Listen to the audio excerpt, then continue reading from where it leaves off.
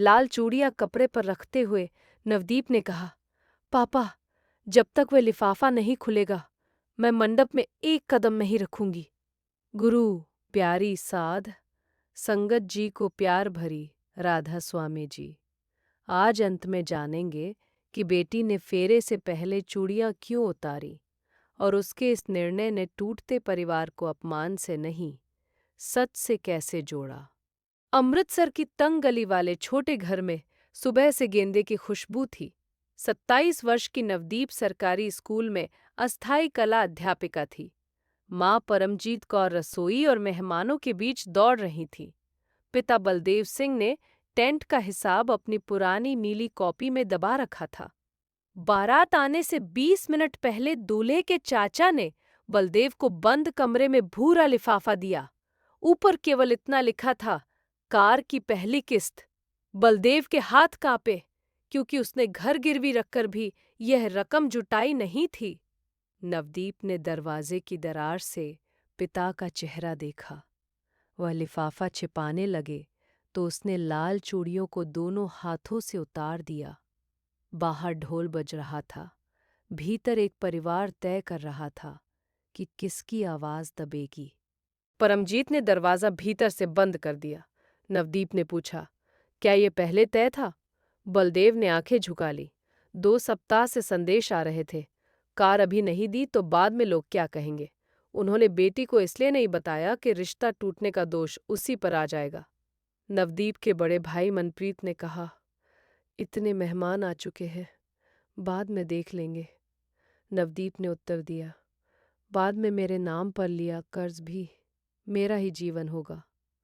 उसकी आवाज ऊंची नहीं थी, मगर पहली बार घर में डर से बड़ी थी। माँ ने गहने या पैसे आगे बढ़ाने के बजाय फोन के संदेश सुरक्षित किए। बलदेव ने खाली कागज पर हस्ताक्षर करने से इनकार किया। परिवार की एक विश्वसनीय मौसी और सत्संग की वरिष्ठ सेविका को भीतर बुलाया गया ताकि बातचीत अकेले दबाव में न हो। बाहर मेहमान अनुमान लगाने लगे। टेंट वाला भुगतान पूछ रहा था। हलवाई की भट्ठी चल रही थी और गली में दूल्हे की गाड़ी आ चुकी थी। लेकिन सबसे बड़ा नुकसान खर्च नहीं था। नवदीप को जीवन भर ये सीख मिल सकती थी कि परिवार की इज्जत के लिए अपनी सहमति चुप करा देनी चाहिए। लिफाफा खुला तो उसमें केवल किस्त की पर्ची नहीं थी, एक तैयार ऋण आवेदन भी था, जिस पर सह आवेदक के रूप में नवदीप का नाम छपा था। उसने कभी वे आवेदन देखा ही नहीं था। नाम छपा होना सहमति नहीं था। नवदीप ने तुरंत कोई कानूनी निष्कर्ष नहीं निकाला, लेकिन साफ कहा कि बिना उसकी जानकारी कोई दस्तावेज आगे नहीं जाएगा। मौसी ने आवेदन और संदेशों की तस्वीरें सुरक्षित रखीं और मूल कागज अलग फाइल में रख दिया। परिवार ने दूल्हे पक्ष को अंदर बुलाकर शांत शब्दों में पूछा, यह मांग किसने की? आवेदन किसने तैयार कराया? और क्या दूल्हे को इसकी जानकारी थी? आरोप लगाने से पहले हर व्यक्ति को बोलने दिया गया। दूल्हा हरजोत पहले बोला कि उसे केवल परिवारों का सहयोग बताया गया था। संगत जी, अगर कहानी की यह घड़ी मन को छू रही है तो कमेंट में राधा स्वामी जी लिखिए। रिश्ते का सच फेरे के बाद नहीं, उससे पहले साफ होना ही दया है।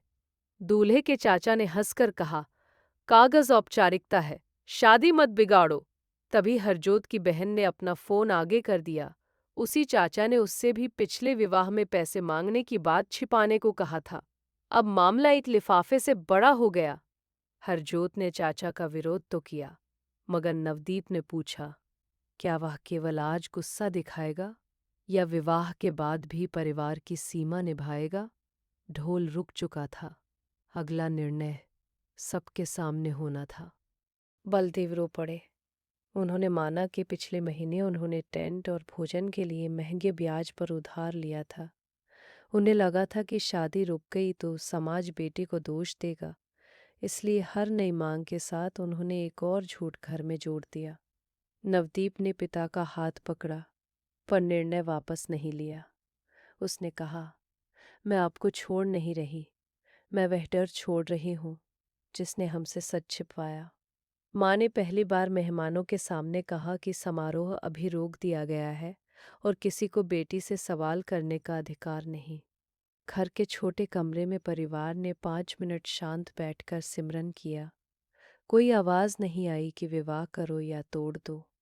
भीतर केवल इतनी स्पष्टता लौटी कि सहमति, सम्मान और सत्य के बिना कोई शुभ अग्नि भी शुभ आरंभ नहीं बना सकती। उन्होंने तुरंत विवाह का अंतिम फैसला नहीं किया। भोजन व्यर्थ न जाए, इसलिए हलवाई का सामान पास के आश्रय और जरूरतमंद परिवारों तक सम्मान से पहुंचाने की व्यवस्था हुई। उधार का हिसाब अलग लिखा गया, उसे बेटी के निर्णय से नहीं जोड़ा गया। हरजोत ने कहा कि वह मांग का विरोध करेगा और आवेदन रद्द कराने में सहयोग देगा। नवदीप ने उत्तर दिया, कहना आसान है, पहले उसे लिखित रूप में सच अपने परिवार के सामने रखना होगा। क्या वह बारात के बीच अपनी सुविधा के विरुद्ध खड़ा होगा? हरजोत बाहर गया। कुछ रिश्तेदारों ने कहा, लड़की ने घर की नाक कटवा दी। उसके पिता चुप रहे। चाचा ने चेतावनी दी कि अगर आवेदन और मांग की बात लिखी गई तो परिवार की बदनामी होगी। हरजोत ने एक छोटा वक्तव्य लिखा। कार की कोई शर्त विवाह का हिस्सा नहीं थी। नवदीप ने आवेदन पर सहमति नहीं दी। समारोह दोनों की इच्छा और स्वतंत्र सलाह तक स्थगित रहेगा। उसने ये भी लिखा कि कोई रिश्तेदार नवदीप या उसके परिवार पर निजी दबाव नहीं डालेगा। दोनों परिवारों ने अलग-अलग योग्य सलाह लेने का समय तय किया। नवदीप ने बैंक से स्वयं संपर्क कर अपने नाम की स्थिति पूछने और पहचान सुरक्षा के कदम समझने का निर्णय लिया। कोई मूल कागज किसी अनजान व्यक्ति को नहीं दिया गया। भाई बहन, जब कर्ज, विवाह या दस्तावेज में दबाव हो तो भरोसेमंद परिवार, योग्य सलाह और सुरक्षित रिकॉर्ड की मदद ले। सिमरन भय कम कर सकता है। जांच और साफ सीमा उस शांति को कर्म बनाती है। शाम तक एक वीडियो गली के व्हाट्सएप समूह में फैल गया। नवदीप चूड़ियां उतार रही थी। कैप्शन झूठा था कि उसने पैसे कम देखकर विवाह तोड़ दिया। अब परिवार के सामने निजी निर्णय के साथ सार्वजनिक अपमान भी खड़ा था। मनप्रीत ने गुस्से में हर टिप्पणी का जवाब देना चाहा। नवदीप ने रोका। परिवार ने केवल एक संक्षिप्त संदेश जारी किया, समारोह आपसी सहमति से स्थगित है। कृपया गलत जानकारी और निजी दृश्य साझा न करें। किसी पर गाली, धमकी या धार्मिक दबाव नहीं डाला गया। टेंट और भोजन के नुकसान का हिसाब सामने आया। बलदेव की नीली कॉपी में 3 उधार ऐसे थे जो माँ को भी नहीं मालूम थे। नवदीप ने अपनी बचत देने की पेशकश की, पर शर्त रखी कि आगे हर खर्च परिवार बैठक में लिखा जाएगा और उसकी नौकरी या विवाह को कर्ज चुकाने का साधन नहीं बनाया जाएगा। एक ऋणदाता से लिखित किस्त योजना मांगी गई। अनावश्यक सामान वापस हुआ। मनप्रीत ने सप्ताहांत काम लिया और बलदेव ने शर्म छिपाने के बजाय वित्तीय सलाह लेकर ब्याज की असली लागत समझी। समस्या रातों रात खत्म नहीं हुई, पर झूठ पड़ना बंद हुआ। हरजोत ने अपने घर में भी चाचा के वित्तीय हस्तक्षेप पर सीमा रखी। उसने नवदीप से अकेले मिलने की जिद नहीं की। दोनों की सहमति से परामर्श बैठक हुई। वहां नवदीप ने 3 प्रश्न लिखे। निर्णय कौन लेगा, कर्ज कौन देखेगा और लोग क्या कहेंगे से हमें कौन बचाएगा। हरजोत ने उत्तर दिए, मगर तीसरे प्रश्न पर चुप हो गया। क्या एक शांत उत्तर उस परिवार की वर्षों पुरानी आदत बदल सकता था? नवदीप ने कहा, मुझे वादा नहीं, अभ्यास चाहिए। अगले 6 सप्ताह दोनों परिवारों ने शादी की तारीख नहीं चुनी। उन्होंने खर्च की सीमा, स्वतंत्र बैंक खाते, साझा निर्णय और रिश्तेदारों की दखल पर लिखित सहमति बनाई। तैयार ऋण आवेदन बैंक प्रक्रिया से रद्द हुआ और नवदीप ने अपनी स्थिति की पुष्टि स्वयं ली। परिवार ने जरूरी कागज सुरक्षित रखे। कहानी किसी त्वरित अदालत या चमत्कारी धन से नहीं सुलझी, वह छोटे सत्यापित कदमों से आगे बढ़ी। परमजीत ने हर रविवार घर में 20 मिनट की बैठक रखी। पहले केवल खर्च पढ़े जाते, फिर कोई एक व्यक्ति बताता कि उस सप्ताह किस बात ने उसे डराया। बलदेव ने पहली बार माना कि समाज से ज्यादा उन्हें अपने बच्चों की निराशा से डर लगता था। संगत जी, माफी वहीं टिकती है जहां व्यवहार भी बदलता है। ये बात किसी परिवार के काम आ सकती है तो उसे प्रेम से साझा कीजिए, किसी पर फैसला थोपने के लिए नहीं। छठे रविवार हरजोत एक छोटा डिब्बा लेकर आया। सबको लगा उसमें नई चूड़ियां होंगी। नवदीप ने डिब्बा खोला तो भीतर चूड़ियां नहीं, रद्द आवेदन की पुष्टि और दोनों परिवारों की तय सीमाओं की प्रति थी। फिर भी उसका उत्तर अभी बाकी था।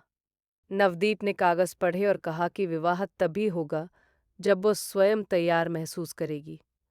आज के दस्तावेज उस पर नई तारीख का दबाव नहीं है। हरजोत ने सिर झुकाकर कहा, यही पहली शर्त होनी चाहिए थी। 2 महीने बाद बहुत छोटा समारोह तय हुआ।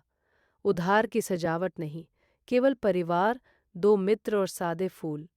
जिस भोजन को पहले सेवा में भेजा गया था, उसकी चर्चा सार्वजनिक पुण्य की तरह नहीं हुई। वह बस उस दिन के अपव्यय को उपयोगी बनाने का जिम्मेदार निर्णय था। सद्गुरु की कृपा यहाँ बारात बचाने या खर्च वापस दिलाने में नहीं दिखाई दी। वह बेटी की धीमी मगर स्पष्ट आवाज में, माँ की रक्षा में, पिता की स्वीकारोक्ति में, दूल्हे के लिखित विरोध में, सुरक्षित रिकॉर्ड और हर सप्ताह सच बोलने के अभ्यास में दिखाई दी। विवाह या धन के दबाव में किसी की स्वतंत्र सहमति को छोटा न समझे। धमकी, धोखा या जबरन दस्तावेज हो तो भरोसेमंद लोगों और योग्य सहायता तक जाए।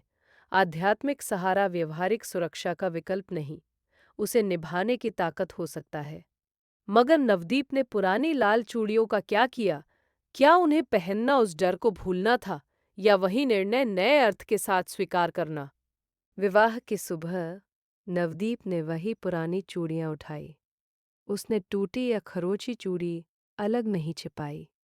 माँ से बोली, इन्हें मैं इसलिए नहीं पहन रही कि उस दिन कुछ हुआ ही नहीं। मैं इन्हें पहन रही हूँ क्योंकि उस दिन मेरी बात सुनी गई। बलदेव ने नीली हिसाब कॉपी नवदीप को नहीं दी। उसे रसोई की खुली अलमारी में रखा, जहाँ माँ और दोनों बच्चे देख सकें। पहली किस्त योजना का भुगतान उसने स्वयं लिखा।